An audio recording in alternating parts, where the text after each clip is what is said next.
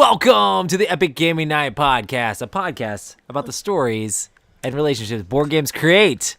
I'm Roy Cannon. With me today is Kent. Hello. Courtney. Hi. Ruthie. Hi. Matt. Hello. And Robert Newman. Hello. Or, I don't know, I like the way you introduce that, so I should be like, hello. You said, hello. Robert Newman. I like that. Going deep. Yeah. Okay. What's But up, yeah, everybody? so What's up, everybody? we're here with another episode of the Epic Gaming Night Podcast. Ruthie came in right under the wire. She was like, was she here heard the me whole time. talking I and don't she know started what running. I was like lowering the AC and I was like, 905. Oh my God. I ran. I've been trying to wake her up for at least 30 minutes now. But yeah, we are still a little tired from the retreat. That's her retreat. Staying up late nights playing some board games. Oh, yeah. We're back to the day job and stuff like that. That is actually a news article, which is I didn't actually put any of the ad copy or the copy in there to actually let Kent know what it was. But it's just I did not hear about that. I got to hear about this. Really That's depressing. Terrible. But yeah, we are going to talk a little bit about what happened at the retreat, a little bit about burnt ends empanadas, and a little bit about board games. Ken and Courtney knows what's Yep. up. Sounds good. Yeah. Ruthie had different empanadas. She didn't have those specific I ones, didn't, but yeah. those were still delicious. Yeah. Matt Yeah, and they're all I, good. if you guys are watching, we're just going to look at the camera and, like, pucker our lips and just like, yeah. You guys should come to the retreat next year. It's so much fun. Are you guys getting back on the list, Kent and Courtney? We're trying to. We haven't officially done it yet. Are you ever not on the list? Didn't you get in the retreat without being on the list? Like, everybody knows you guys. What Yeah, happened sure. was Kent Hey, was Kent, on the get that thing side-eye? trying You to sent that order. side-eye? Yeah. He was trying to order. He was trying to get his thing, and it sold out Refresh. immediately. Sold out immediately, yeah. And so I said, Tom, my Kent, you the guy. podcast host, like for real, They were tried to do it. And he's like, who? He's like, I was like, Kent and Courtney Parker. And they're like, oh, Kent and Courtney Parker can definitely come. So, and then I wonder said, what we and don't Robert know. Newman, He and he said said, Matt who? Who? Yeah. We've been to all of them before that, except for that one. So, No, Tom knows who you are, Rob. Besides the fact that one time he said something about like you being quiet. I'm like, no, that's not the same guy. No, Rob is never quiet, ever. Hey, I mute myself when I'm not talking. I'm quiet then. Oh, and Rob's That's birthday true. just happened. Happy birthday, Rob! Yeah. Happy birthday, Rob. Thank you. Congrats, buddy. It hurts. Everything Hurts. hurts now. It does. It's really weird. Like the day after I turned 40, I woke up and my left knee was throbbing and my back is hurting. My back's been hurting since then. I'm like, crap, like this just happened Friday. Like, be nice. Like Saturday, I was like, nope, Nope. screw you. just like Gotcha. flipping a switch. Yeah. So, and Rob was actually on the Dice Tower live stream just a couple days ago as well. It was funny because it wasn't Tom live, randomly it was like a replay. Tom randomly picked a replay from a 24-hour marathon that me and Rob did. Like, how many years ago was that? Bro, that was like 6 or 7 years ago. Yeah. It was a long time ago, but it's still awesome. We played, what was the video? The video was, oh my goodness, Heroes of Land, Air, and Sea.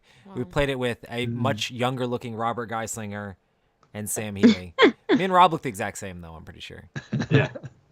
Well, we're and if you timeless. guys ever need anybody now to come down, Kent and Courtney are now part of the podcast, so I'm sure they'll come, whenever you guys need. So If we could. Yeah, if we could. I'm actually still surprised that Here's Lander Sea is that old also. That's ridiculous. It's old. I can't It's believe really that. old.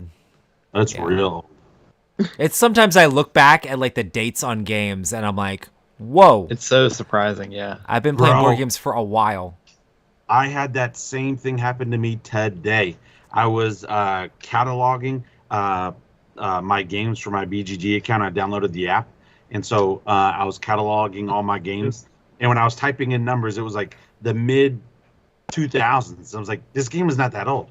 This is ridiculous. But then, yeah, you check the box, and so many games from like early 2000s to like 8 or 9 years ago. I can't believe how old some of these games are. But they also hold up really well. Like they're still really good games. So Dude, it just we've blows been- my mind. We've doing been this talking for- about we've been talking about board games for a long time. And somehow we're still talking about board games. It's kind of crazy. They just keep coming out, man. Yeah. Just keep coming Bro, it's out. really bad. It's really bad. I've played They're timeless. so many board games recently. And still some of those classic games we still like to go back and play sometimes. But hey, I guess we'll go ahead and get into that news. I guess we'll start off with the depressing news. Way. I should fix the overlay as well. We'll take off this. Oh, we're also missing Adam. Adam, we miss you. When? We're sad you're not Yes. here. Stuff Adam, for I work. miss you. Adam had work today, so we're missing you, Adam. Come back soon. But the first news here is actually super sad news. But the company, the German company Haba, who creates all of those awesome yellow box Haba games, filed for bankruptcy. Well, apparently they've been laying off employees and having a bunch of issues. But they're trying to reorganize and restructure and try to, like they just said, they're having a hard time. Haba in Germany makes a ton of things, not just board games. Right, So- yeah. Yeah, they make a ton of kids' toys and stuff too. I mean, they make not- toys I mean, not just and games, but, clothing like, and toys furniture and all sorts of stuff. Yeah. Oh wow. But they're really well known in America, or at least the Haba USA side, for like the kids games they make, just because they make such good, solid like children's games. My kids grew up playing tons of different Haba games, and I mean, it's kind of been cool to have Scotty play those games and growing up, and then Violet playing those games, and now they're being passed down to Emma and Logan are now playing all of those games. It's really cool to see all of my kids right when they hit that like Haba game age. I feel like Logan's like right in the prime age, and I mean, we played with Naya, which is like their little cousin as well. She niece, loves, they yeah. all love those Haba games, and like I really hope that this bankruptcy doesn't affect the production, or at least the U.S. or just the production of good, solid kids games. Is this the time though to like try to buy some of those games? I'm really not Like- sure. They might be disappearing. I don't know. We'll have to find out where this lands, you know, because it's really all the news is just the fact that they've, like the president of Haba said they're filing bankruptcy, you know. I know Sammy's in the chat. Sammy, if you're listening, they would be perfect for your newborn as he gets older. Like Haba, Yeah. in my opinion, is top 3. To me, they're number 1, but they're definitely top 3 kid board game producers out there. Yeah. Good They've solid got- games. So Like a lot of their games are 2+, and they're like they work for 2-year-olds, literally. Yep. They're Yeah. very, very simple, and they have really nice big pieces. They can't choke on and stuff.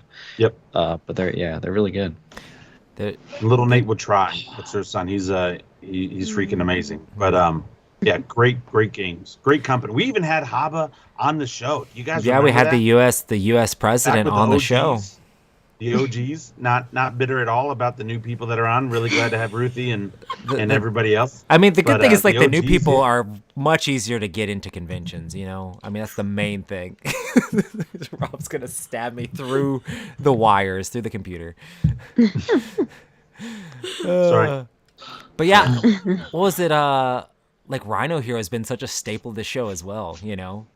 We played so many games Yeah, of I know. Rhino Hero. And Go Cuckoo? Go, bro. Go Cuckoo. It's the best. Freaking love Go Cuckoo. It's the That and Rhino best. Hero Super Battle. Rhino Hero Super Battle took over regular Rhino Hero for me. I think it's better. Go Cuckoo, though. What was it? Gen Con that we played that till like 2 or 3 Yes. o'clock in the morning? It was Gen. We just did round after round after round after round. It was so much fun. And I never hear anybody talk about Go Cuckoo anymore. It's a fun game. Man, so great. And me and Ruthie have played the gigantic Rhino Hero several times at conventions as well, you know. So I would hopefully, love to get my hands on that one. Yeah, that's Yeah. always a good time.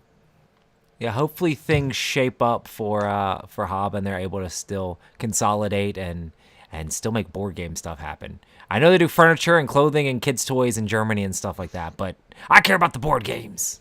Yes. I also wonder if maybe another publisher would pick some of these games up or start publishing, partnership kind of thing. I don't know. That bright yellow box is so iconic. It's such a though. strong I hope brand. they don't. I Absolutely. hope they don't like. If somebody else does pick it up, I hope they don't change that bright yellow box because it's like our kids know they go in the game shelf and they know they can pick out that game and that's Yeah. something Yeah. they can play. All the Like, yellow boxes. Yeah. Yeah, the red, it just pops off of the yellow. Yeah. Yep. Oh, man. Awesome. Well, the next piece of news here is, what is this? Civilization? How do you say this is? I think it's Civolution, like civilization and evolution. Well, it's a I Stefan think- failed game. So this with- is super strange for a Stefan Feld game. Yeah. So the cover looks really good. Stefan Feld's usually pretty well known for very, very themeless Euro games, but very well designed Euro games that have a lot of cool mechanics, a lot of cool moving parts, and intertwined mechanisms and stuff. But this is like kind of a Civ themed game from Stefan Feld, so it's a little bit different than his normal thing. I almost wonder if he just threw. I wonder if this theme is more kind of pasted on like some of the other Feld games, or if it's like designed with theme in mind. So I'm really curious to see what this game's all about. The theme of it is basically you're like in a school or something, and you're training to be a civilization designer. It's really strange. Interesting. So you're taking the role of a deity, and you are kind of designing your own civilization, kind of in your image to some extent, and but it's basically just going to be, it's a Euro game, but civilization themed. Uses lots of, I think it's like a dice drafting or dice, some sort of dice mechanism, which Stefan Feld does really well in a lot of his games. So I'm just interested in that, and kind of curious to see what they're going to do with it. And it's coming from Deep Print Games, which often I think Capstone Games does in the United States. I haven't heard if that's where it's coming from here, but that's kind of all I know about it so far. They really only have a cover, and they just kind of announced it. But it looks interesting. This is one Stefan Feld game that I really want to try. I mean, I haven't really played in all of his farming games and things that he has, but he's so well known. He's also so tall. But yeah, that's really neither here tall. nor there. I went to dinner with him once. I didn't really talk to him much. He was on the other side of the table, but he's a super nice dude, and like I know all of his other games are so well regarded. I would love to try this out, especially since this theme is way more up my alley. Yeah, exactly. Yeah. So this one might, depending on how it looks and depending on the theme and how it plays out, this one might pull in Rob, maybe. At least Rob might try it, right? Bro, I'll try it. I'll try it. I think out of all the games I've bought recently, I think only one or two were like non-Euro games. I don't know. I'm kind of excited to see this new me, right? I got like this new dress on, and I'm feeling really pretty about myself. Like, okay. So yeah, I'll try it at least once. It looks cool. I like the idea behind it. So we'll see how it all works out. I love the artwork. Like, I'll at least try it. If your board game looks good, I'll try it at least once. No, yeah. So we'll go from there. But and if you learn the rules, I might try it twice. There you go. All right, Kent, you're gonna have to hype this one up because, like, oh my goodness. All right, so this is kind of a sort of a shock. Why would it be a shock? Well, okay, it's a few reasons. All right, so they announced the new sets for Lorcana. This is set 2. It's Rise of the Floodborn, which is kind of, I looked into what that means a little bit. Floodborn, essentially in the Lorcana universe, there's Storyborn, which is like your Disney characters you see in the movies and all that kind of stuff. Mm-hmm. They've got Dreamborn characters, which are the same characters, but they're kind of reimagined slightly to change up something about them. And then Floodborn is like the whole character turned on their head, really completely different, nothing like what they were in the movies or what you know. And they're more like almost the most powerful version of the characters. Oh, nice. So it seems that's kind of a cool concept. So these are going to be kind of more off the wall characters. You're going to see characters you know, but they're going to be like really, really different, like very different. Like Winnie the Pooh there's a preview of it. He's like floating on this weird green honey pot, or purple honey pot. And he's like big and strong, and it's strange. Like a different. I've seen plenty of different like cards. They already have some cards that are kind of like that, like Scar, like made out of lava. That sort of stuff. Yeah. So it's more crazy. But anyway, I'm just surprised. Ravensburger has been announcing like they were having more Lorcana product coming in October or towards the end of the year. People are still having a hard time getting the first set. Mm-hmm. It's still pretty much sold out everywhere. You can get singles, but I think that's mostly from people just buying and reselling singles. It's hard to get sealed product, I should say. So it just seems kind of quick to come, after that first set. Although I do think the new cards would be very beneficial because I think it's kind of lacking. I honestly think this is the right move for them to make if they want this game to like survive. Like Magic has several sets a year, and if they're trying to compete, this is the correct move, honestly, because I saw the first set, I read through all the cards, I'm kind of like, okay, that's cool. But like this sort of move and continue to pump out stuff, because Pokemon comes out with multiple sets a year, Magic comes out with That's multiple true, sets yeah, a year. yeah. I mean, that's very much a TCG mindset. And I mean, this is the kind of thing that like might actually make this thing stick, you know?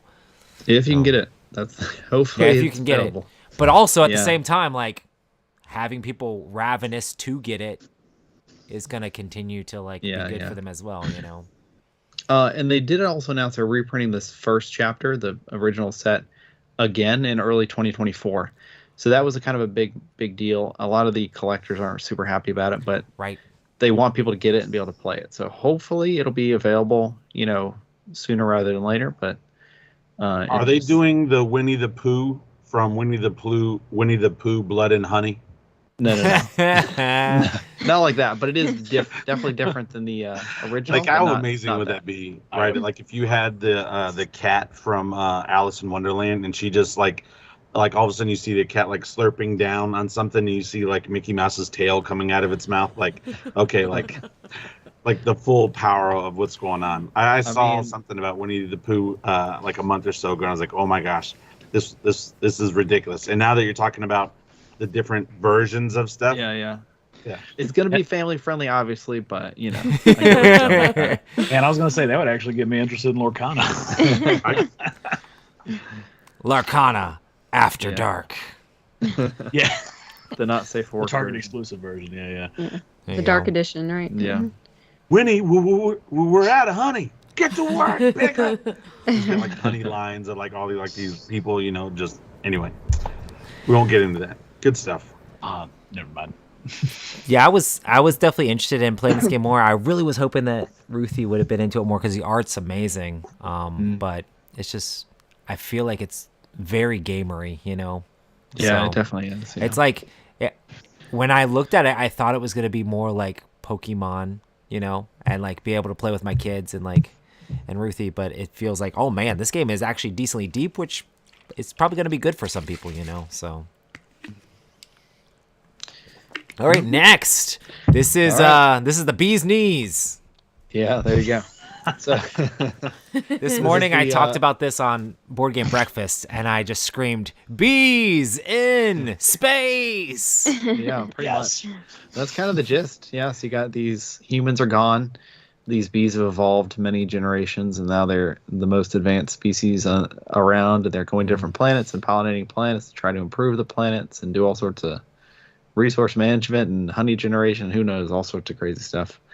But it's a worker placement game from Stonemaier Games. And Do you like Stonemaier games? a little bit. Are you wearing a got Stonemaier shirt right now? Yes. that was funny. You got hype and rep the merch. Yeah. I'm pretty sure you got- every day at the retreat, like Kent was just Then wearing he- a completely different Stonemaier shirt. I only wore it one day, but there were a lot of people wearing Stonemaier shirts to the retreat. How many different Stonemaier shirts do you own? 2. He had to scratch his Not neck too while he bad. said it. That's not Dude. too Give me bad. more of them Stonemaier games. All right.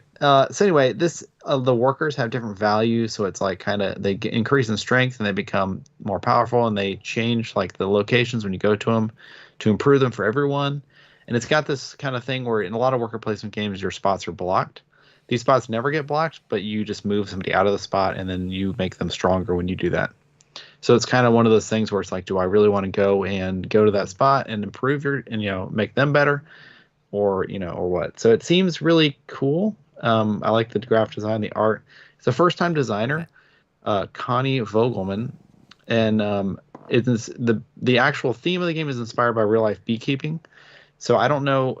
I know it's very fantastical and sci-fi-ish, but like a lot of the basis of like how bees operate and pollinating and creating honey, or all that kind of stuff is based in reality. And it's art by Kwanchai Moria, which is always super nice. And this is coming out on pre-order on October 4th. You can get it. I love the way this game looks. It looks Pre-order really cool. October 4th or pre-order it now and it comes out. Pre-order, no, the pre-orders launch October 4th, and then it's When going do to you come think out it'll- sometime after October 4th, probably like within a month or two. He's Oh, so that quick. quick. He's Yeah, so yeah, quick at Stonemeier's his stuff. very good. He I think does it's not already play on the boat. around. Like it's already on its way to the port. Yeah. Soon. Yeah. If you ever subscribe to the Stonemaier newsletter, Rob, you'll see like this one has been codenamed for a while, and they basically only have 2 more things in their little production chain, and they're done.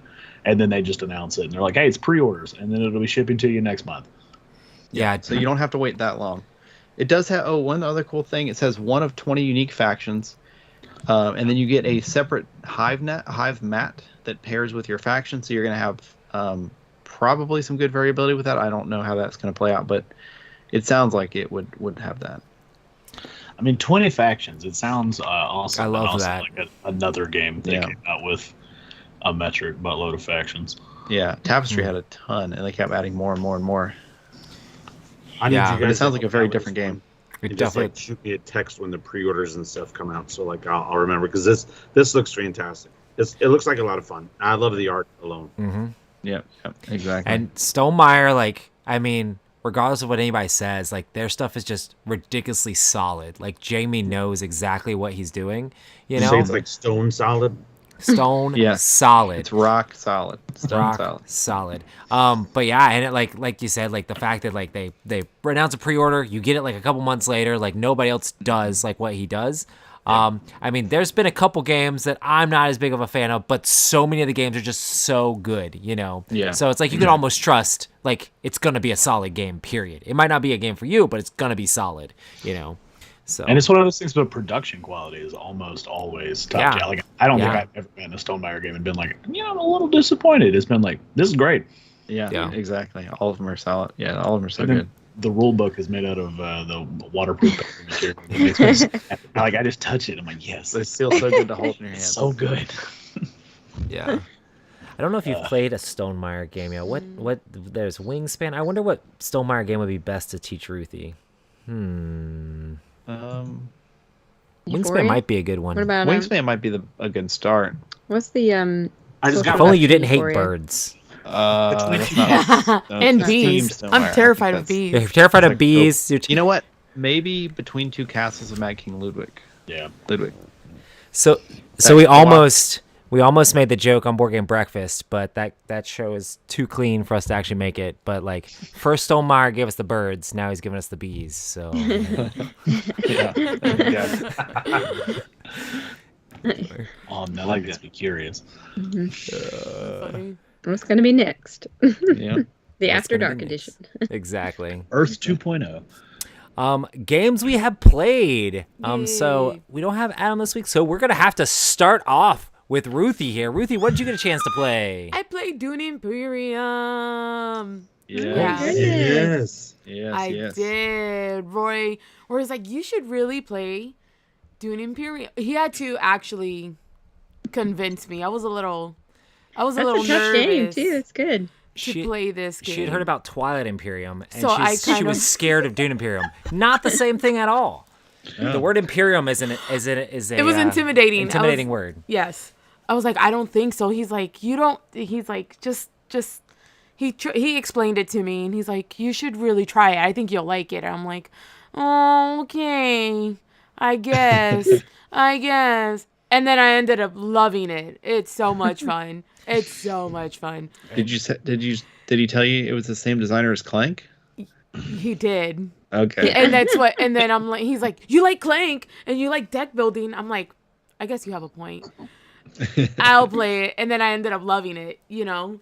So, especially like I was being petty in the game. So me and him were fighting over a piece. And I'm like, give it back to me. And Like, then you he have took the it. And then he influence- took, the influence. track.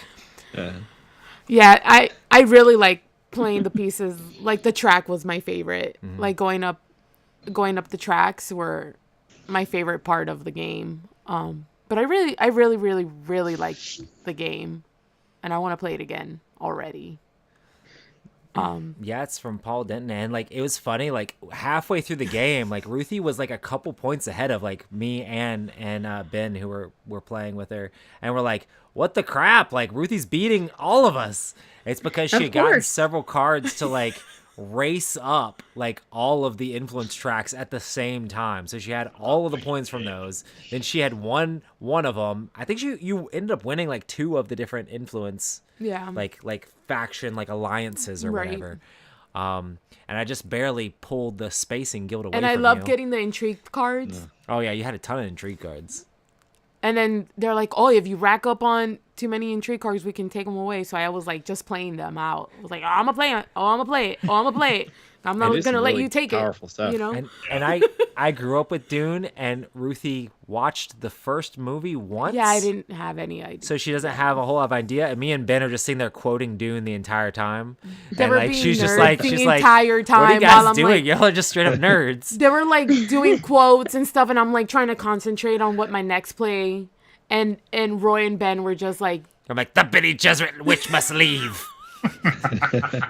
The spice must flow. And she's like, where are they? Herpy derp derp derp. What are y'all they doing were over all. there? It was so funny, and I'm like, okay, here we go. And I'm over here trying to concentrate on what my next plan. I'll do a It's gonna move and be- be like, even my name is a killing word. That's just dumb stuff, you know. But I watched way too much Dune. yeah, I really like this game. It was really good. That's great. Great. It's such a great Yeah. game. Such a great game. I'm so excited for any word on when the new expansion comes out. It's supposed to be soon. I almost put it in the no. news again since we had a news slot. I'm like, I think we already talked about this. But yeah, I'm excited. But it's for also a that. standalone expansion. Yeah, to me it looks like it. I have no idea, but it looks like maybe they're like, okay, this version of the game is the first movie. The other version of the game is the second movie. Is very Yeah. much what it feels like to me. I was trying to look at one of the boards because they have a board on Board Game Geek, and it looks like there's some interesting stuff. I'm trying to like intuit like how everything works. They change up a bunch of the spaces. The board looks very similar, but it looks like they're implementing a few new mechanics into it. So I'm definitely interested to see how it plays out. Such a good game. And I don't know if I would ever play it, but the team variant sounds kind of interesting. The 3 or 2-on-2-on-2. You can Seems, play 6 players. Is it simultaneous actions or? I don't know. I'm curious about how that's going to go. I swear, if I actually love that. if Ditton added simultaneous actions in there, I'm gonna have to high five that man. Ruthie has a picture that she took with the I designer do. that she never like posted. I should awesome. post it. But yeah, just because she's like Clank Catacombs is my favorite game. Like, take a picture with me. It was pretty funny. Aw. He's a super nice dude. Yeah, he was really nice. But yeah, And now this might, be up there. What? I really like this game. wait, are you thinking this is passing Clank? Oh, I don't know. We gotta play this But it's more. up there. Yeah. I have So it those over are there. strong words. If Those you are like Move It strong Up on words. Tracks, there's many Euro games that are all about that. Hey, stop trying to convert people to your evil ways, Kent. Ken's like, let me introduce you to the world of cube pushers. Let me introduce you to the world of tracks. All right. So Matt, your game. Oh my goodness, this game. What Yeah. is this? So I have 2 games. There's one. The first one I put in here really quick. I mentioned in the past that me and my girlfriend babysit her niece on Sundays and Mondays. And so she's gotten to the point now where she'll come over and she'll say hey to everybody and walk around, and then she'll go bug game. And then she'll just come in here and look at board games for a while, and then pick a board game that she wants to play. Mostly they can fit in her tiny little hands, and they have to be brightly colored. But she's kind of been picking stuff, and she picked the Fuzzies recently, which, is a game. It's a little dexterity game, which a bit beyond her grasp, but we kind of played it. I was basically just asking her to take off a colored ball to kind of do, pattern recognition to get the colors down and stuff, and she had a blast with it. And then she started carrying the cup around the house. And I don't really know if I have all of the balls back. She had a good time with it. How old is she? Honestly, the Fuzzies is a good game. I don't hear a lot of people talk about it, but it's a fun little dexterity game. It's made by the same designer as Wavelength, right? I think so, yeah. Yeah. Yeah, Sam Wolfgang White. Warsh. Yeah. Yeah, I think they also do monikers. But yeah, it's just a super cool game where it's just like these semi-solid cotton balls of varying colors, and it's sort of like Jenga, but a little bit more. That's it. I don't know, Cute. but it's a fun game. And then the other game that we played, I had Hector and Ryan over. a Oh, little while ago, nice. or like a couple of weekends ago, maybe. And we played Rolling Heights, which is a game I've talked about before, but I wanted to talk about it again because the more I play this game, the more I like it. It is just a lot of fun. It plays really quick, mostly simultaneous actions, And I just love seeing the city built at the end of it.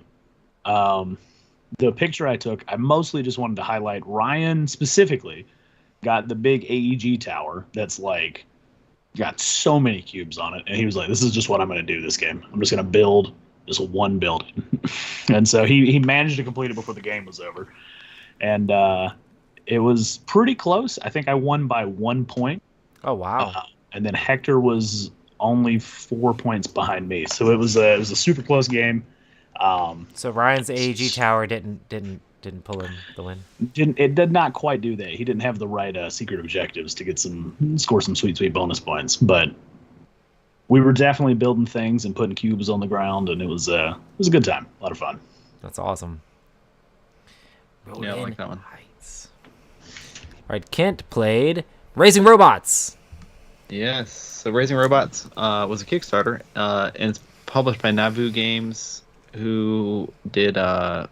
We played Stockpile from them, and then The Reckoners are their big. I think they're probably their bigger games they've done.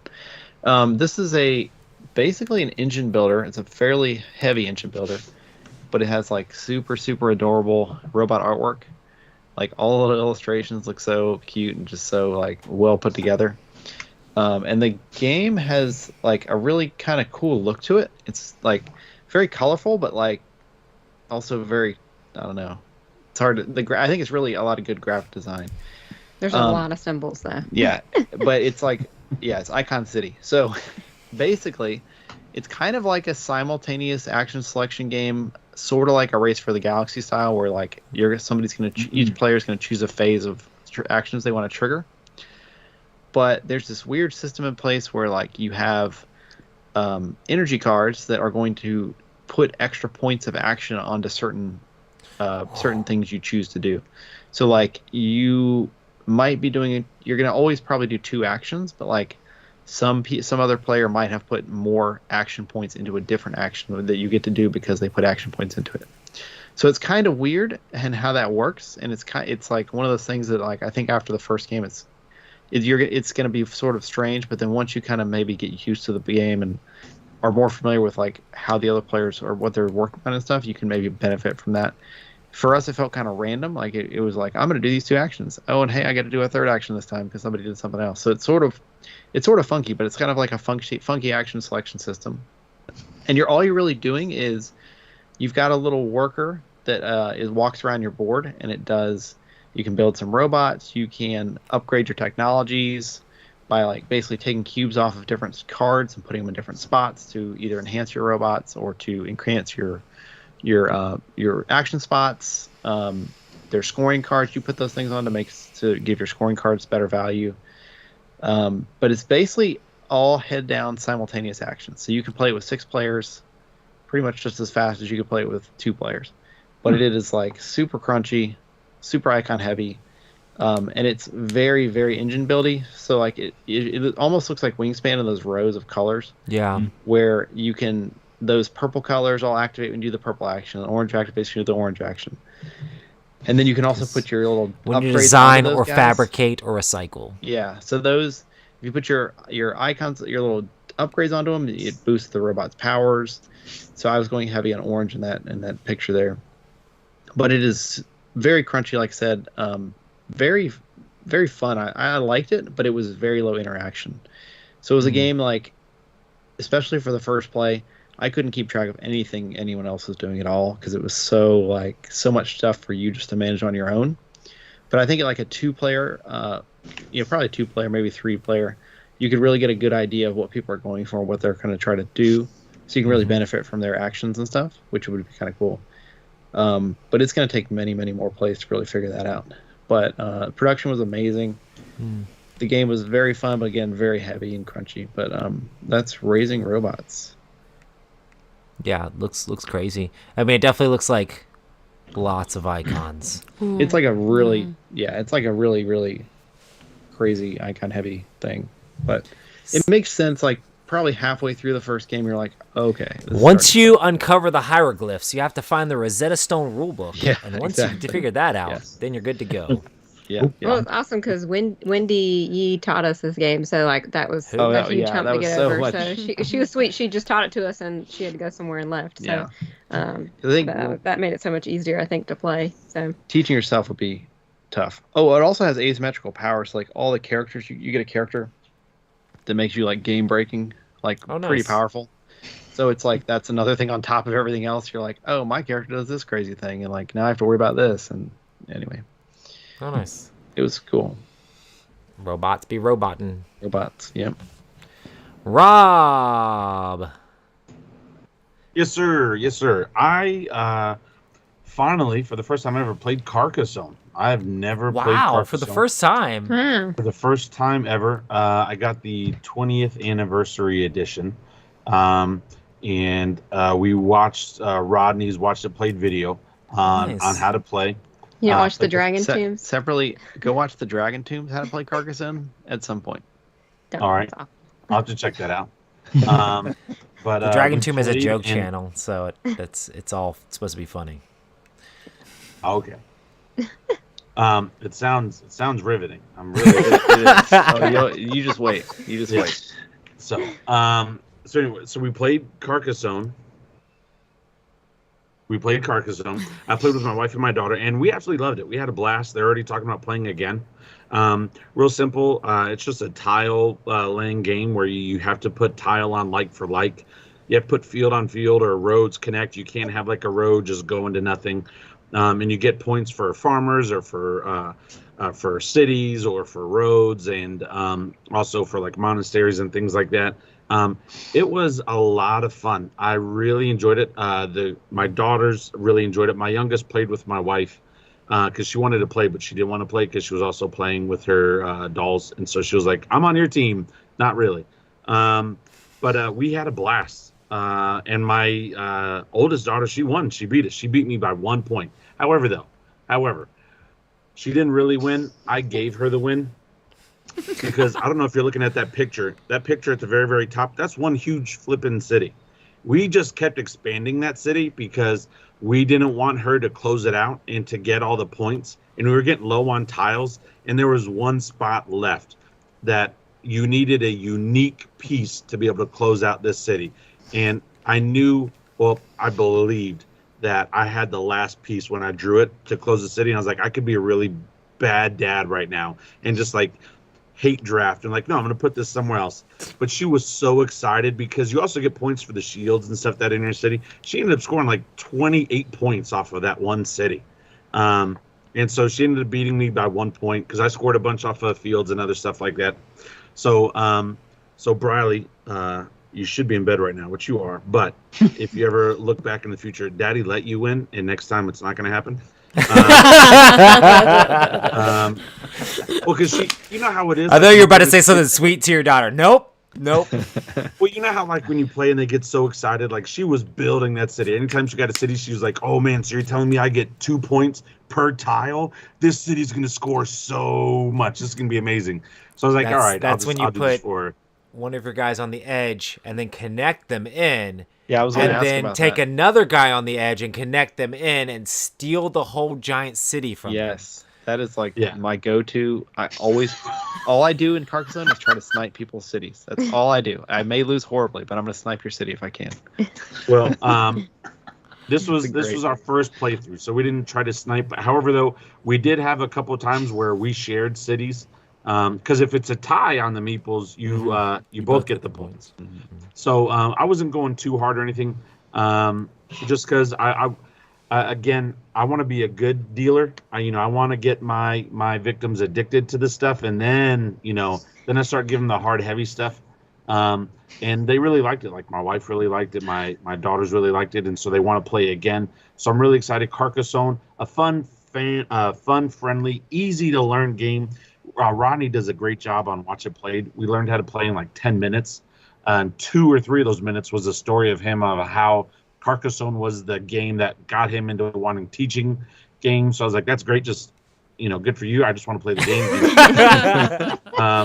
So it's very quick, for those like my spouse. I love my wife, but she doesn't want to sit down, and if a rule book has got like more than 8 pages, she's like, no, like unless 4 of these pages are pictures, like She just wants to play, which I get it. We've got kids hanging on us. We've got stuff going on. We've got working things. So it was a fun family game. I got it off Amazon for like $25. The quality and components were really good. Again, I got the 20th anniversary edition. It also comes with 2 expansions. In that edition, it came with the Rivers edition, and then one with like these priests and things like that for some additional points. And it also comes with these little stickers, so you don't see them now, but like on the meeples, they're all plain. But after the game, I just stuck the little stickers on all the meeples. And so it was just fun. It was really cute, and I ordered a bunch of other games, and I'm excited to play some this weekend. It's not on my list, but I'm really excited to play Undaunted. Oh, nice. I want to play that on Saturday, Normandy, because if I like it, I'm going to get the Undaunted Stalingrad. But anyway, Carcassonne. If you're looking, and also plays up to 5 people. You can play 2-player or up to 5 people. Great family game. If you're looking for something like that, check it out. Carcassonne. They do a My First Carcassonne too, which is pretty good yeah? for kids if you want something for a little younger. I've Well, see, played- I have my the Ticket to Ride for the kid one, and I also have Catan Junior, but we never play it. Like my daughter wants to play the other ones, the ones that have a little bit more, and she's beating us. Like she even beat us one time we were playing Project Al, and so it's like, all right, you're grounded. Like this is ridiculous. But it's a lot of fun, and I do like that they have Carcassonne Junior, or for the little ones, because they are simple, fun, family-friendly games. Now, in my opinion, Carcassonne is not complicated. You should be okay. If you know Carcassonne, you should be okay. But everybody's levels are different levels. I'm not saying that my kid is the best, but I'm not saying that she's the best. And so she got it and she won. So I get it. But you should check it out. And a lot of Carcassonne those can be- kid games are really. Oh, go ahead, Ryan. I was gonna say Carcassonne can be cutthroat if you're playing it like the way Kent was saying. It Yes, can be yes. cutthroat. For sure. See, I love that because it gives you the options. Like if my wife and I were just playing, we would have been a lot meaner to each other. But because we had our daughters there and it was our first playthrough, we were nicer. But I like that. I like a light game that could be as mean as I want it to be, but also as fun and bubbly as we need it to be. It works great too, really well. I love the Mist over Carcassonne standalone / expansion as well, because it makes it cooperative. So like you're working together to build that stuff, and there's all these ghosts you have to figure out how to get rid of constantly. That was really fun to play when I'm so used to playing it competitive where you're messing each other up. To play one where you're trying to work together was really fun too. I love watching Rob Google board games in real time. I talked about Mist over Carcassonne back when we first restarted the podcast because I brought it with me. I think the same time that I played Clank Catacombs with you guys, I played Mist of Carcassonne with Dustin and my dad up in Virginia. So, yeah, good stuff. It's really bad, Matt. Like I was just texting Kent and Courtney before the show. I think within like the past 2 months, I've purchased between 20 and 25 games. Holy I was crap. gonna say, man, I feel like the last show that I was on, you were like, I can't buy any more games, and then just this show, you're like, I bought 4 new games. The other night, I was laying in bed with my daughter. She was having a bad dream, and so I put on some music, and I was laying there with her, and I was like, let me just look and see if there's any deals today. And I ordered like 3 more games. Wow. And so I think that was like Sunday night, and then Marlo yesterday, she was like, "Babe, I swear, if you buy something else," I was like, "Babe, you got that job now. You're making that money. Provide for me." So we'll see. It's really bad. It's not good. Also, I love how we all just collectively agreed to gloss over the fact that Rob called his family victims. That was good. You don't have to bring that back up. Yeah. Hey, I like to highlight things. But man, no, it was fun. And one of the things that I'm doing now that I'm doing like the church group, like I just ordered Jerusalem and commissioned, and I'm like, babe, it's for the church group. I'm gonna try to get it as a tax write-off. I There you can't get go. that as a tax write-off, but I'm gonna tell her like, babe, listen, like I'm doing this, like these are games, like it's for the Lord. Exactly. Get it. Board games for Jesus. Board games for Jesus. So she hasn't bought it, but she hasn't kicked me out of the house yet either. So it's it's still going. Is the name Cardboard for Christ? Has it been Cardboard for Christ. Yeah, I feel like that could be your LLC. I might do that. But I will say this though, she's not a gamer. right? She's becoming a gamer. And games like Carcassonne and games like Project L are making her more of a gamer. Because she's like, okay, I see the strategy behind this. This is a lot of fun. This is simple and lightweight. We played in 20 minutes. Like, that's why I appreciate games like this. Like, I have my Kent and my Courtney and my Matt and my Roy and Ruthie for, like, the crazy, let's go, heavy games. But, like, these are the kind of games that I can get where she'll play. It's not threatening to her. You can play real quick. It's family friendly, or we can play one-on-one, right? And she'll enjoy it. And so if I were to buy a bunch of games that she didn't like, I definitely would be like texting Matt, hey man, I'm on my way. Please let me sleep on your couch. But so far that hasn't happened. So I'm getting pretty lucky. So you gotta learn, you gotta learn your person. And Marlo and I, we've learned each other really well. So I throw in a couple for me. I throw in a couple for her. At least that's what I'm telling myself, and it's working. You hide a couple for yourself, No, because she's on my Amazon account. And then and that's a bad thing. Don't get an Amazon credit card. It only buy you it doesn't remove the pain, it just delays it, because on the credit card, but we're racking up so many points, baby, that the deductions, the points. We got the points. She gets notifications that it shipped, and she's like, "Oh my god, what did you just order?" Robert Newman, what did you just order? And I'm like, "Babe, what are you talking about?" She's like, "I just got another notification on our Amazon account that we have more boxes being delivered. What did you just order? Because I didn't order anything." I'm like, "Babe, those girls, they need to get off our phones." No, it's not our daughters. I'm running out of excuses. So don't let her get a Kickstarter account, because then she'll get notifications. Rob backed this. Rob backed Should I send her instructions on how to follow you on Kickstarter? No, I don't think you ever been invited over to his house again. However, though, Kickstarter is helping me, because I still am waiting on like the Trudvang Legends thing, the expansions in that game, like launched in 2019. And so when boxes come in, I'm like, babe, you remember I backed this so long ago, babe. Like it's so old, and it has like an Amazon box. But if you grab the box and move quickly, she doesn't see that it's an Amazon box. Oh, babe, it's just one of those Kickstarters from a long time ago. It's Trudvang Legends. It's more Trudvang Legends. Trust me, it's Trudvang Legends. Don't worry about it. Hey, that is being delayed, isn't it? Death Monster is for me. Right? I'll help you out, Rob. Death Monster. You still have that coming in. Yeah. My game, I'll talk about a game that you can't actually buy, so it'll save you money until you can when it does come out. And this is Roz, A Dance of Love. This is a game designed by Mahir. He's a guy who's, I guess, regular to a lot of Dice Tower events, but this is going to be, I guess, the next... I can't talk. I don't know how much I can talk about this stuff, but it is a game that is basically about collecting these different dice, which are your different dancers. They're dancing at different tempos, and it has this really crazy, like, spinning board that, like, rotates with all the different characters dancing at different tempos.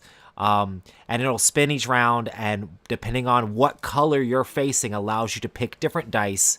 But you're also simultaneously selecting which circle you want to be getting dice from, which will give you a power, which can give you these sticks that the dancers dance with. This is like a traditional Indian dance that I guess happens like during like 1 week or like a couple weeks during the year. So it's very like thematic and very like culturally significant to like Indian culture, which is really cool as well. But you're trying to collect these dice that have specific tempos based off the current song, which will give you more points. Then match up clothing with those dancers, which will give you more points. Then match up sticks with those dancers, which will give you more points. And then also, if you match picking the same circle as the other players, then you gain devotion. If you match one that's separate than the other players, you get another special ability, which can help you mitigate all of these different dancers and clothing and sticks and things like that. But then also, if the dice on the side that are kind of meeting together, if they either have the same color or the same number, then there's a love connection, which can give you little special powers as well. There's love matches. So there's all these tracks that you're running up of. Ruthie talking about wanting to go up tracks. But you can go up the love connection tracks to help you, once again, mitigate your dancers' die facings or the sticks you have or the clothing that you have. And at the end of the game, you kind of tabulate all that score together. You kind of gain points as the game goes around at the end of each round. But then also you're gaining in-game scoring if you have the correct dancers for your dance team or something like that. But it was a blast to play, and the aesthetics and the table presence of this game is ridiculous. It's so pretty. And as you see the board, because like literally if you turn one of those circles, all the rest of the circles turn along with it. It's really pretty. It has like these interlocking gears in it. And based off of the ones, like if someone picks a specific circle, it also spins again. So it was like one round where I'm like, I think I can kind of guess what my next action might be. So if multiple people pick the same Thing circle, it'll rotate even more. that's how many times the tempo's supposed to rotate. Because 3 people pick that, so it's gonna rotate 3 times to the tempo. So like a dance. It's Is so it pretty. Is Sagrada the one or Azul the one with all the It dice? looks- yeah. It reminded me Sagrada. of Sagrada. Right. Yeah. It looks great. Yeah. Like, this is another It's one I think I really could pretty. get away with. I love the table presence. When is it coming out? So Hard to say. You're yeah, not I don't allowed know. to I don't say? know how Ken's gonna be like, you should be talking about this, Roy. Well, no, But I don't think we know. I don't think anybody knows. I don't I don't think he exactly. knows. He was kind of. I think he was optimistically saying next year, but I don't even think they've started production on it. So I feel like I don't know. Was I it don't, going to Kickstarter or know. something? Or I'm I sure don't there will think be so. more announcements about this later. I think he had told me that they're shooting for Essen next year. But I do want to say that I am excited about this game, and it's just that I think it's gonna be exciting for a lot of people, especially just because like how unique it is. Honestly, I was like, rotating boards unite, let's do this, you know. But so It, pretty. it looks It looks incredible. when it rotates, it it's is so gorgeous. cool. I'm It's trying to so- get so Kent cool. to. We have a video of it I rotating. have a I'm video trying of to it. find I was trying to get him to post it in the PowerPoint or whatever. I was gonna say I was running Um, through the PowerPoint earlier, and I kind of just glossed over it, and I was like, oh, pretty If colorful. you go to if you're friends with us on Instagram, I posted it on our Instagram There's a account. video of it rotating on there. According to Kim Play Sorry. Games. Yeah. But yeah, we got to play this at Dice Tower East earlier this year, and it's incredible. It's so like thinky, like it's very like thinky. Calico, or like you're just trying to get everything to line up just perfectly, so you Right. score all these gifts, the points and stuff. It's so much fun. Trying to color coordinate everything. Yes. Yeah. I really liked it because it's like a big puzzle. Yeah, it's a really really big puzzle. Mm-hmm. Yeah. And normally this is not like my kind of game normally, but I just enjoyed like the way that like the mechanics worked, and just the mechanics of like the stuff rotating is just really unique and really cool. So the uniqueness factor like kind of wins me over for this style of game. You know, it's really cool. Well, I you know, really he liked definitely it. tried to put the theme into it. For Yeah, sure. for sure. I don't know You if he can feel a showed lot you of it. like he showed us afterwards. He showed us like a video of the dance. He also like- he yeah, has it looks QR codes perfect. on each of the different dice, because there's like different dice that are kind of like set up here, and these are kind of the tempo each round. He put QR codes there, and it'll show the actual song at the tempo that he's kind of trying to represent with those dice. They're trying the to have your dances. dancers be on that tempo while that dance is playing, which is really kind of cool. This is what board game is supposed to be. It's It's- really yeah. nice. It's really nice. And it's very like significant too, because it's like a like traditional like Indian dance, which is really cool. So It's so pretty. but yeah, and then I also wanted to mention that I played a ridiculous 12-player game of Last Light at the retreat. Normally at the How retreat, does that work? I tried to find a game, and then add more players that I'm supposed to have in that game. The year before last, I did Heroes of Land, Air, and Sea at 8 instead of 7. Then I also played, I've done this a ton of times, but I did Epic Battlelore, where I play Battlelore at 8 players instead of 2, you know, which I've done several times before. But with Last Light, I basically took 2 expansions and mashed them together into the regular base set, and then added some of the expansions or some of the planets from the expansion, so I had enough planets and then enough resources, and I had 2 base game decks worth of like tech cards, so that way like there was enough to go around for everybody. And we literally played a 12-player game of Last Light in 90 minutes, and 6 That of is those crazy. players were new to the game. Wow. That is nuts. And nobody complained. Like everybody talked about how amazing and how fun like the experience was. It was insane. You got And to I- do a tutorial video of how to do that for like I guess like on like a bonus thing or something like, or that could be a great expansion. Because looking at your pictures, it looked like it worked. Yeah, I Now, mean, Well, everybody's full. like, It's there not were the second players. board, it's the same board. Yeah, it's the same board. I basically, because normally you have, when you're playing 8 players, you have like the little sideboards that kind of go in the middle of each. Well, I just put 2 of those sideboards on each side and then pushed the home planets that were in the corners normally back another space. So, and then the main problem is being able to do this normally for people would be the fact that like the player colors are the same for the expansion. So I used some of my prototype ships because they were different sculpts for the same colors. Black was really close. So it was like the sculpts were different, but like the color of the ships looked almost the exact same. And people were like, which players is this? It's just because I was playing something that wasn't actually real. But everyone had complained. a blast playing it. And I had made this like first player marker with like one of the ships inside of it out of resin. I was like, whoever wins this game gets this. And I was like, I'm going to try to win. Like, I'm not going to hold back this time because we're playing with, like, I asked for experienced players or people that played it. Most people learned the game before and then just kind of, like, played in it. But it was a lot of fun. Ruthie, once again, wrecked me, holding me back. Yeah. All over the place. I was like, is no one gonna stop Roy? Like, I gave everyone the guy sitting next to Roy was like, I want to. He was nice. He was nice. With Roy. I I'm let like, him why have would some of you my do planets. that? I Why let him would have you some do of my that? planets. He's going and to win. he gave me safe passage. I A gave him peace planets. treaty. Why would you do a peace treaty with a game designer? Like, that doesn't make any sense. Go We destroy were his having stuff. fun. No, that doesn't make any sense. So nobody was stopping Roy. He's like, I'm trying to win and stuff. I was like, you designed the game. Why? No. So I went in and I just destroyed all of Roy's constructs. Did you win though? It doesn't matter. That was not my objective. I knew I wasn't going to your win. win for the I game. just knew there were way too many players. I told Roy, for once, I'm not going to go in and try to win. I'm going to try and build technology, which I never do. I was like, there's way too many people to try and win. I'm going to actually play technology out.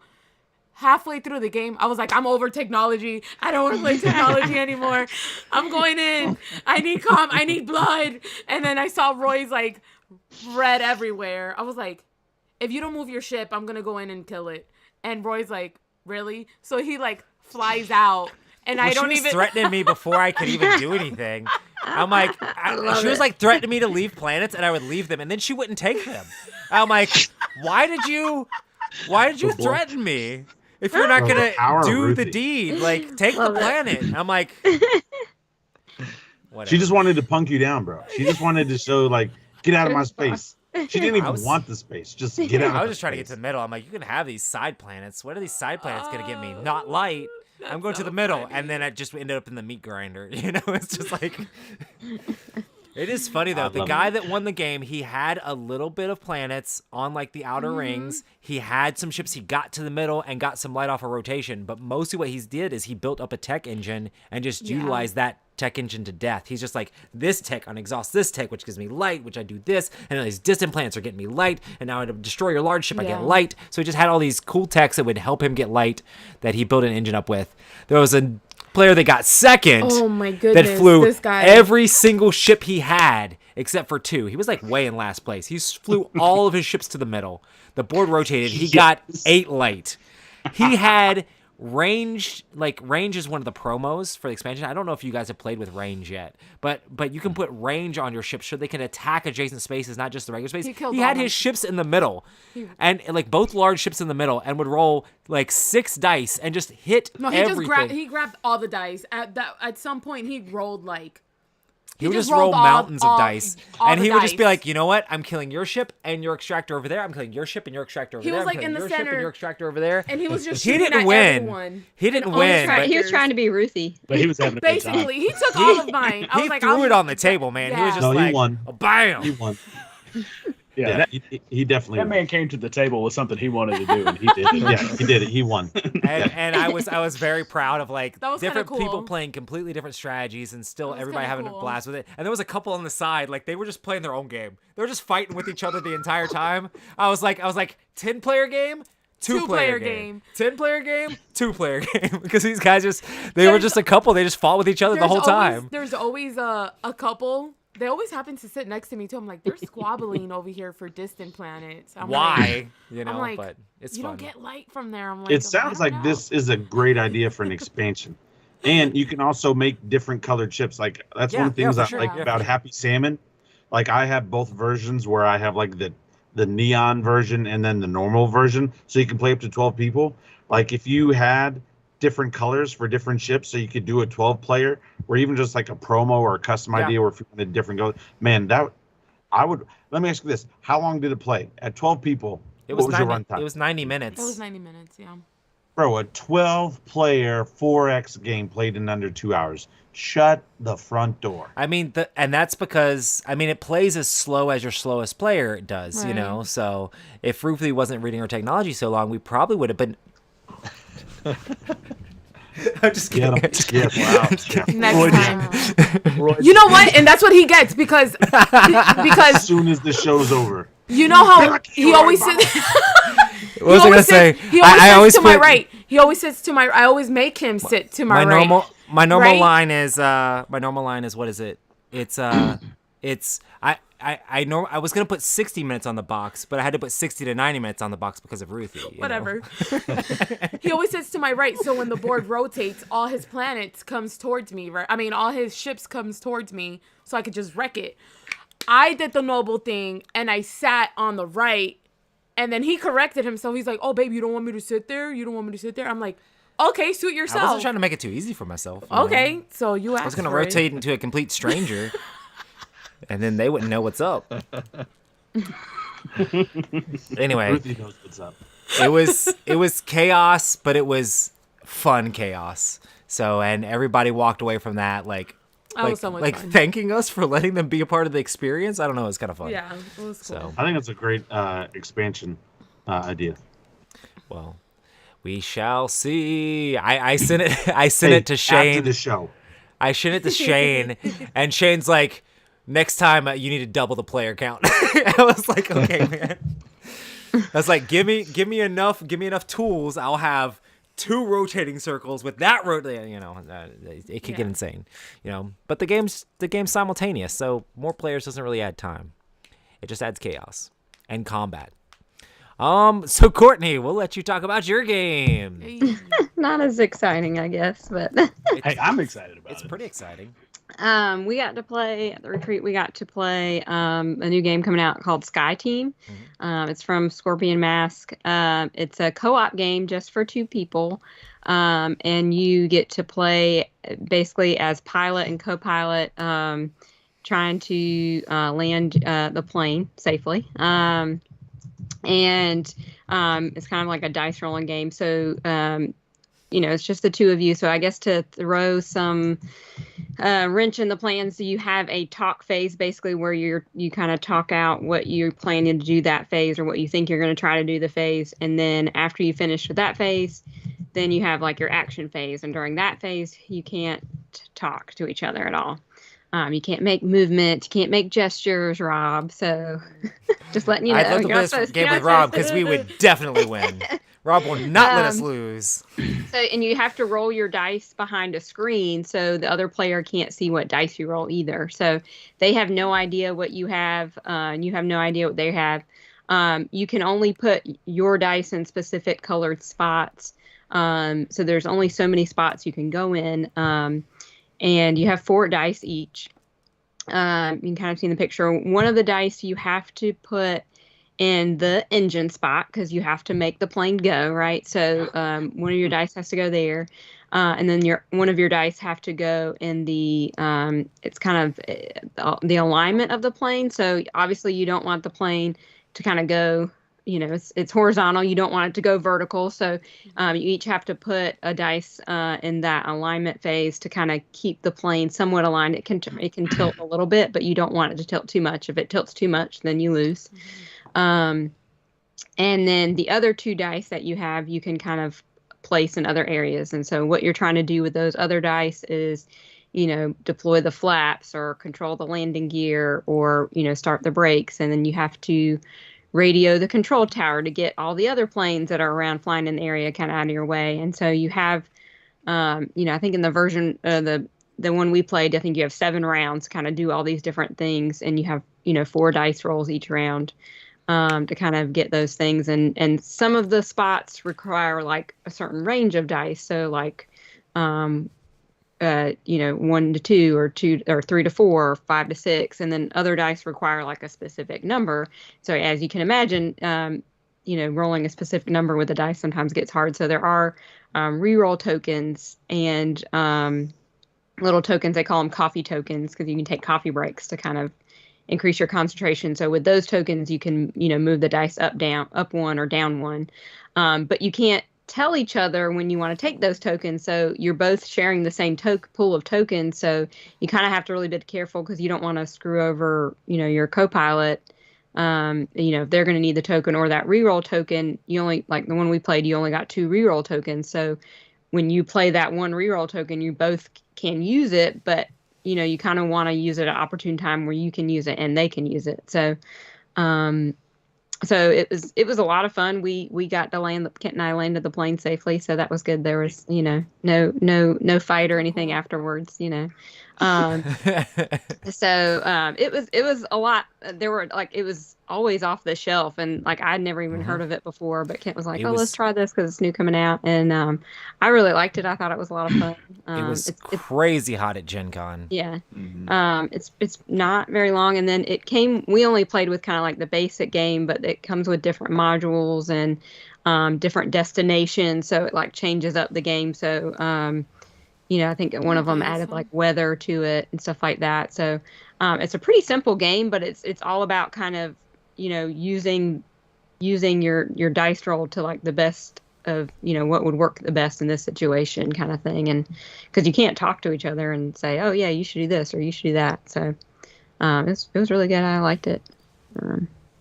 They're all joking we were going to get a divorce afterwards, but it was we were fine. Great pilots. We had even dice left over at then. We were like, oh yeah, we don't need to use these. So I think it would ramp up with the modules and stuff. The difficulty can be ramped up like crazy. There's so much extra stuff in that box that would make it way more challenging. It looks like, for sure.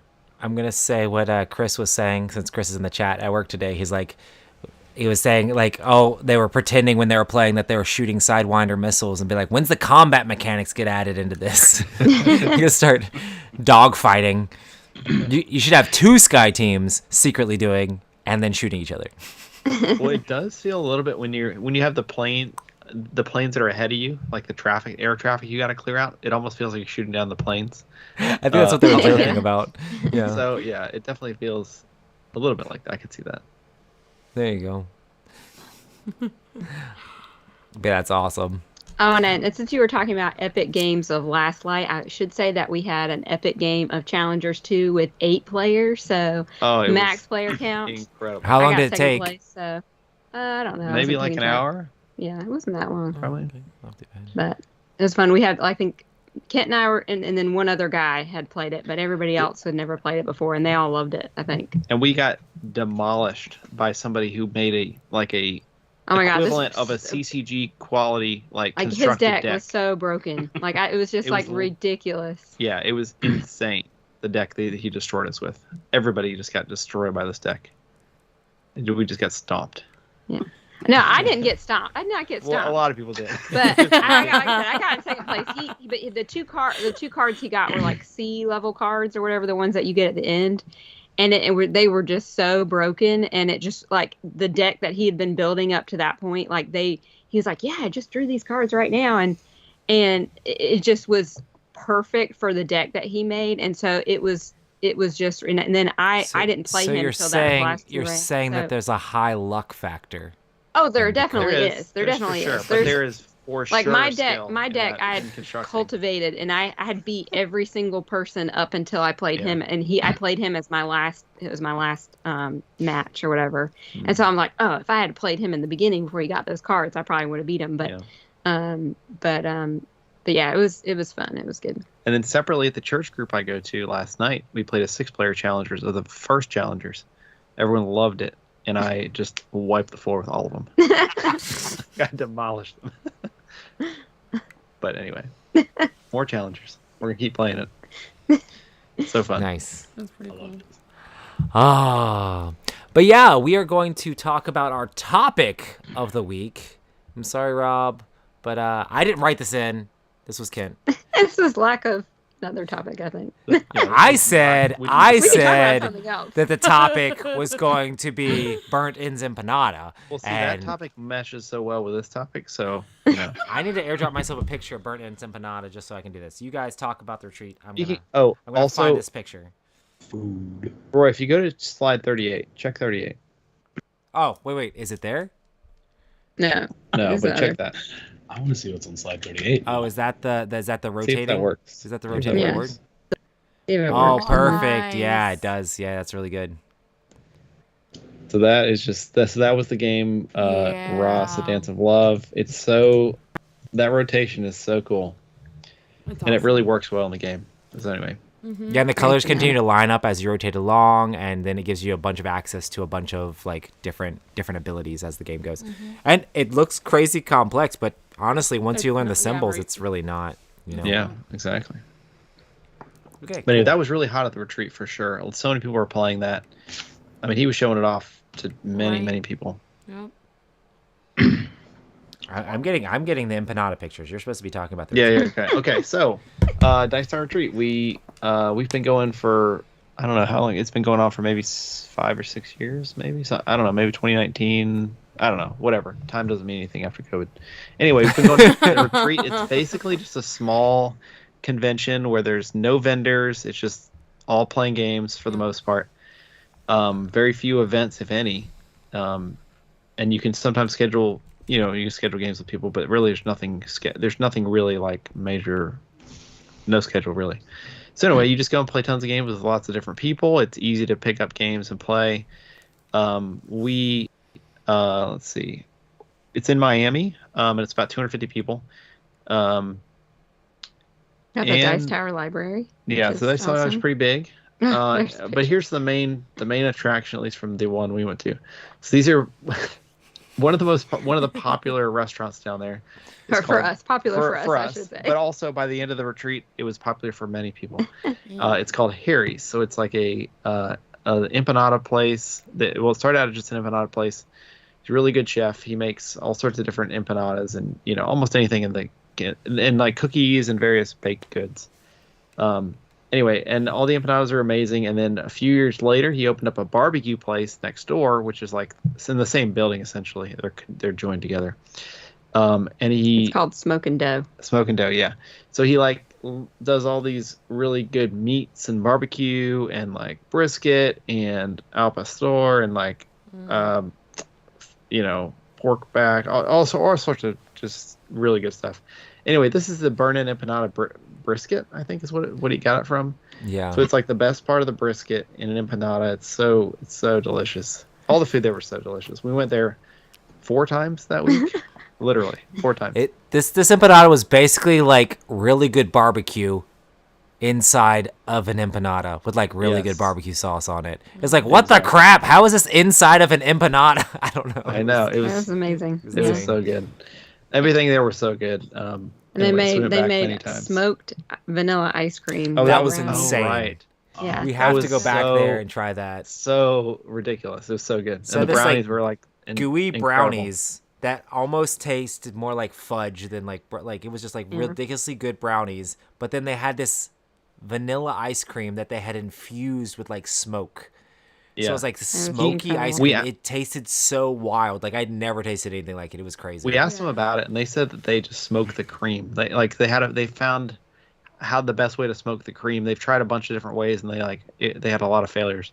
But they finally found a way to smoke the cream before they made the ice cream with it. That is so cool. So it got that, and then Yeah, we'll have to but they- go there sometime and like you'll have to try this. It's pretty ridiculous. apparently they do a lot of traveling. The owner and his wife do a lot of traveling for like learning how to perfect recipes and like learn how That's to cool. do things very specifically for like improving what they already do, and it's very interesting, and they do a great job at what they do. So Yeah. And we went there so much they know the owner. yeah, exactly. He comes out and he comes Yeah, out and he was talking to you It's guys. It's hilarious. He's super nice. yeah. But if you're ever in Miami, go to Harry's. Check out Harry's I'm in Harry's Miami empanadas or sometimes. smoke and dough. But yeah, back to the Dice Tower Retreat. Yes. Ruthie, so you've been to the Dice Tower Retreat a couple times. Yeah. Like, what do you think stands out about it to you? Honestly, it's the people that I meet there. I love meeting new people there and then seeing everyone, like how I met like I see Ken and Court, and I didn't get to play any games with you guys, but I got to see I know. you I'm so guys. sad about that. Like, how crazy is that? yeah, You know? It was But I got to crazy, see yeah. them there. At least we got to have we had to have dinner. Yeah, we got to have lunch, dinner Speaking of other together, good food. you know? Yeah. that But place I was also, good too. I also got to see a bunch of other friends that I also have on Facebook, but I get to see them, and if I get to get a game with them, I get to get a game, you know, with them. But I love seeing friends that we've gamed together and that you've had shared experiences with, and then you get to recap. Remember that last time and it could happen like a Yeah, year ago yeah. or 2 years ago, and then you recap with them, like that one experience. Like there was this one guy that came up to me. He's like, "Remember me? We played Clank, and we got like this experience and this." I was like, "Oh, I do remember. That's so awesome," you know. And I love having those memories with people at the retreat and the cons that we go to, and that's pretty awesome. And learning new games too. Like we played the wizard game. What's it called? Oh, Wandering Wandering Towers. Towers. Wandering- Courtney, oh, I you did loved help us set it. that up though, Courtney. So Yeah. it's kind of Yes. something. Yeah, that's a good I one. loved it. It's so much fun. It's so much fun. I won. Yeah, the Rob, second time. your family probably like that one too when it comes out, if it's out Yeah. yet. It's a pretty simple game, but it's That's kind of when, got like, some right- meatness to it. Like, I Right, want that game. right after like we played it, Ruthie's like, I actually kind of want to own this game. Yeah. You know, and that's a big deal. You know, so Like I want to. Right. because we could It's for borrow, sale. we could borrow anything from the library. You know. Yeah, but I told him, I'm like, I want to have this game because I can The see us capstone. just Yeah, Capstone. I think it's gonna be like a huge family hit. Like it's Yeah. right. It's such a simple game. really And it's simple. got like a memory element, so it's like better for kids. I feel like because a lot of times kids' memory is a little bit better than adults, and but it's really easy to play. really except easy for the to memory play. part. yeah, yeah, Right. That's the hardest part. I also played, which was I think one of my highlights. Is so much fun. The Beaver Creek Oh, Beaver Creek. Yeah. game. I looked for that. I wanted. I it's- could not find it. I wanted to play it so bad. I It didn't see wasn't it in in the library. It wasn't a library. Oh, Bruce okay. Bruce messaged me. You know Bruce. I don't know if you know Bruce or not. But anyway, Bruce messaged me and was like, "Hey, ask Ruthie to bring Beaver Creek from your house." So because I bought it at Gen Con, and so we brought it, but he had already left on Sunday, so we ended up playing Beaver Creek with just Sunday random people. morning. Because I was like, well, I brought this. I just like went up to some people that like I was good friends with there. I just threw it on the table. The guy that was blowing everybody up in Last Light and Big Ben, who we played Dune Imperium with, like all these different people that we had played different games with before. I'm like, let's play a super simple dexterity game. It's gonna take like 15 minutes, and they had a lot of fun. It was so much fun. Like I was laughing so hard. I was like total concentration though. Like I told Roy to move out of my way like 3 times. I was like, no, I need to concentrate. Dexterity games, sometimes you gotta I need to stand up and concentrate. get around the right way to put your card on Oh there, yeah. put your thing Oh on. yeah. For sure. It's like all such about a positioning. it was such a good game. It was funny. We got some great pics and videos out of that game. Yeah. But yeah. I mean, for me, the Dice Tower Retreat is, I mean, it's one of my favorite board game events, period, because it's like we have the entire Dice Tower library there, but also it's like it's so much more chill. So many of these Dice Tower events that I do, there's a lot of responsibilities and a lot of like, okay, we're doing this event here, this thing there, or there's just like a ton of people. So it's like there's a lot more demand, but because there's less people, it makes it so that it's like a lot more of an intimate setting with everybody there, and everybody becomes more like tight-knit friends. It's like, oh, we're going to play with this table of people. Now we're going to go over here and play with this table of people. And you kind of get to know everybody really well, and you kind of see the same faces over and over again. You're able to play repeat games with the same people or like with different people and mix it up, but you just kind of start to recognize everybody. And it gives me, it's a lot more casual, so there's a lot more time to play those big epic games, you know? If I go to Dice Tower East, there's so many people there that just like the buzz of everything makes it hard to play those big epic games. Or like just whenever there's different things, it's like hard to play gigantic games. But like every year at the retreat, I make sure to play something like crazy or big or gigantic. This year, I was a lot more tied down because so many people wanted me to teach them Last Light. So I did that over and over again. And also, thank you to Chris in chat. Chris taught Last Light several times during the retreat as well. So that's super awesome. Oh, and we did play that crazy game that Chris taught us. What is Was it 3 Second or something? 3 seconds something. 3-second try. 3 Second Try is ridiculous. It's like a game with like We're a laughing so loud. Oh, I've heard of my it, God, we're yeah. so loud. it's like a zigzag thing with a like a ball bearing that goes down the zigzag path with a magnet We're at the so end. loud. And you have to like bet on how many things or boast on how many things you can do in like a second. Whether it's like, oh, name movie titles. yeah. How many movie titles can you say in 3 seconds? Okay. How many How many times can you? How many Like- times can you jump in the air Yeah. in 3 seconds? How Or many clap times over your can you head. clap back and forth in 3 seconds? How many times can you touch both sides of the table in 3 seconds? So everybody like, the funny thing is like, that doesn't seem like it's that great of a game. But the thing is there's this boast mechanic where you say, well, I'm going to try, I can do it 6 times. I can do it 7 times. Well, I can do it 5. Sometimes you Yes. you boast low because then after you do it, you have to try to do it in 3 seconds. If you fail, it goes to the next person and they try to do it. And then it goes to the next lower person. So sometimes you want to say a low number just because you think people are going to fail, you know, or you're just like, I think you guys are unrealistic. Yeah. Like there was one where we had to do like paper, rock, scissors, paper, rock, scissors, and do that. Like, how many times do you think you can do that before the ball hits the little magnet in 3 seconds? And then there's sometimes you do it, but then you try to reach and grab the magnet or grab the ball, but it's too late and it just snaps on the magnet anyway. And you're like, well, I almost had it. It was just hilarious fun. I said once for that rock paper scissors one, and I took my sweet time. I was like, and then I still miss. I got too anxious and I missed the. The ball. I missed the ball. It was really silly and really fun, and it was fun to play something with Chris and Wendy. So Yeah. yeah, it was a blast. And it's Game just is one of cool. those That game games. is fun. Ridiculous. Tom walked by and goes, Chris is like, want to play? He's like, I see that you have the body cards because there's mind cards, which are like mental things of like saying certain You can numbers say of things. 6 space things, or how many space things can you say? Yeah, and then the body ones are all like physical activities. And Tom's like, if there's physical activities involved, I'm not gonna make a fool of myself to win a game. I'm like, but that's the fun part. It's Right. hilarious. It reminds me of the Happy Salmon days of pushing kids over. You know, Yeah, absolutely. what would you do in 3 seconds? So, How many children can you enter Yeah. in 3 seconds? What do you think? What's your number? I'm going with 5. I'm just Here kidding. we go. All right, let's round them up. We've got to Uh, test this for science, guys. Daddy needs points. I would say overall, probably the Dice Tower Cruise is my favorite board game event, period. But that's half because it's a cruise ship, you know, and then the other half is because of the board games. It's like you're playing board games on a floating buffet. It's amazing. Ice cream. But the Dice Tower Retreat is the best, like, playing games in chill time. And you guys should come. So Yes. Yep. I'll get you in. For I'll be sure. like, they're friends with Kent and Courtney. That'll get you in. It doesn't help being my friend. Being friends with Kent and Courtney will help get you in. I don't know about that. Probably What'd you not guys do at the retreat that I didn't know about? Did you steal one too many cookies from the lobby? Yeah, maybe. No, nobody knows who we are. But anyway, so we like the retreat because we have, all the people there. We like all the people. Everyone's fun to play with, but we have our own little group we kind of play with at the retreat, and it's like we don't really keep up with these people all that often, just kind of online, Facebook kind of stuff. Right.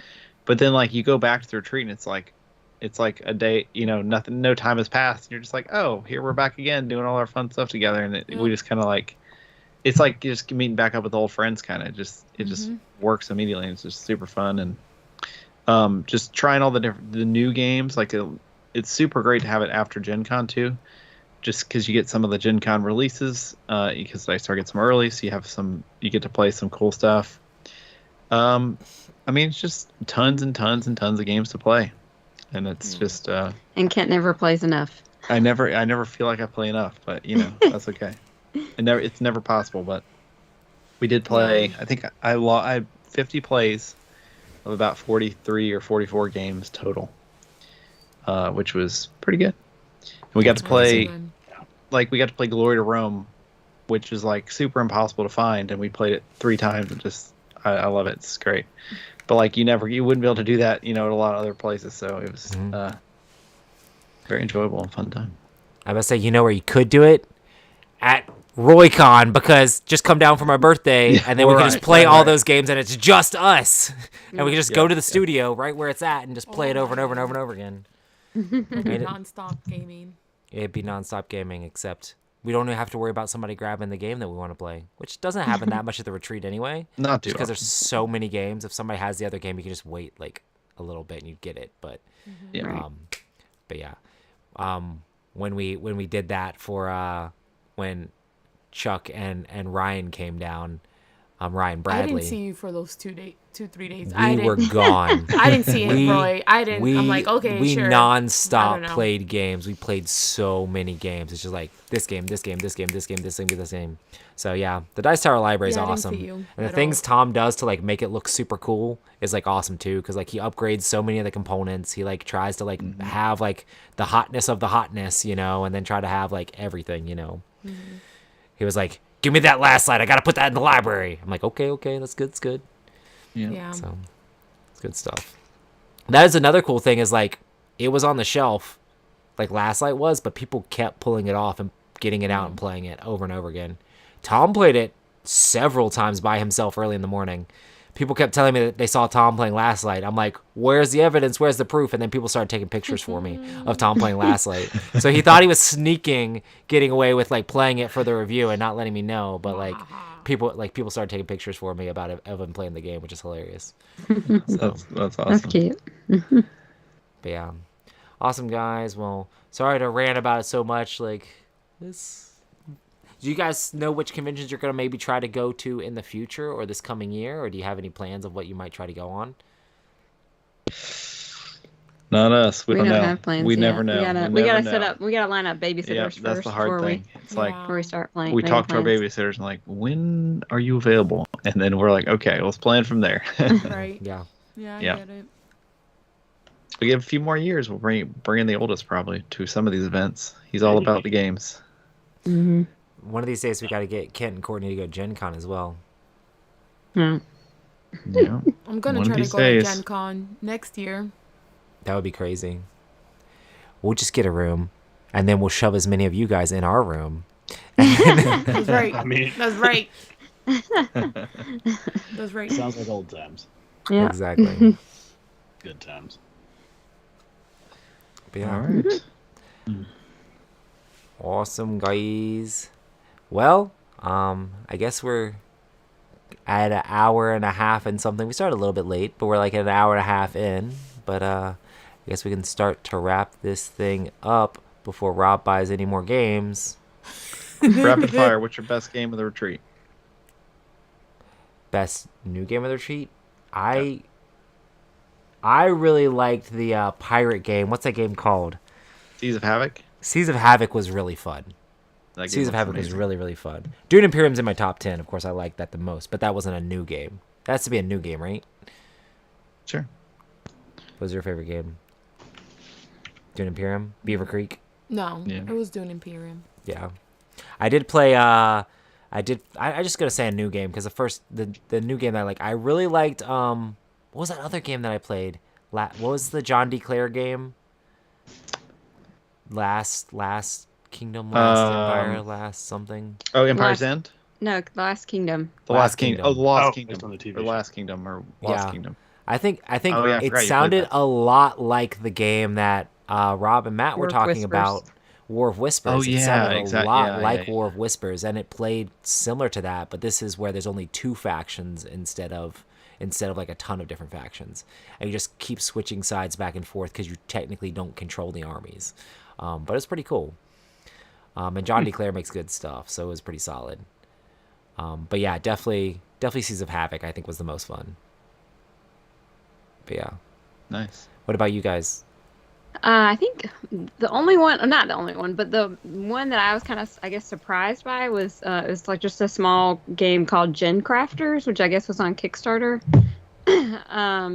That was like the one I was like, okay, we played this. I immediately want you to go ahead and order it. But apparently it's made in Japan, so You only can get it from Japan, so I don't know that we'll be getting it. But I really liked the game. It's basically like you're just completing orders, making gin, and then distilling it and stuff. So it's a really simple little card game, but I thought it was a lot of fun. Man, I almost backed that on Kickstarter. Yeah, I know. It was really It was really good, and the art was really golly. cool. And I was like, we'll because somebody else, and it was one of those games that was like somebody else was like, oh, I want to play this, and like I said, I never heard of it, and Kent, obviously we didn't back it, so and Kent was like, okay, yeah, sure, and so we played it, and I really liked it. Yeah. And then I would say for me, it's probably a newer game is Distilled. I was very impressed with Distilled. Again, happens to be another making alcohol games, but it was just very. I just like how the whole presentation of the game was really nice. It's easy to play, very satisfying to like make your drinks and try to sell the drinks and make your orders and stuff. And it was just, I was just very impressed by it. It's a very nice game. Kit and Courtney Lush confirmed. Yeah, there you go. Or do you just like to pretend like it's a fantasy game? I don't know. Yeah. Yeah, pretty much. I mean, for me, it's kind of a themeless Euro. No, I mean, all Euros are themeless. All games are themeless anyway. But What was it as terrifying as riding back in the vehicle with Eric on the way? It was way back. Not that terrifying. Okay, No, the game was way less terrifying.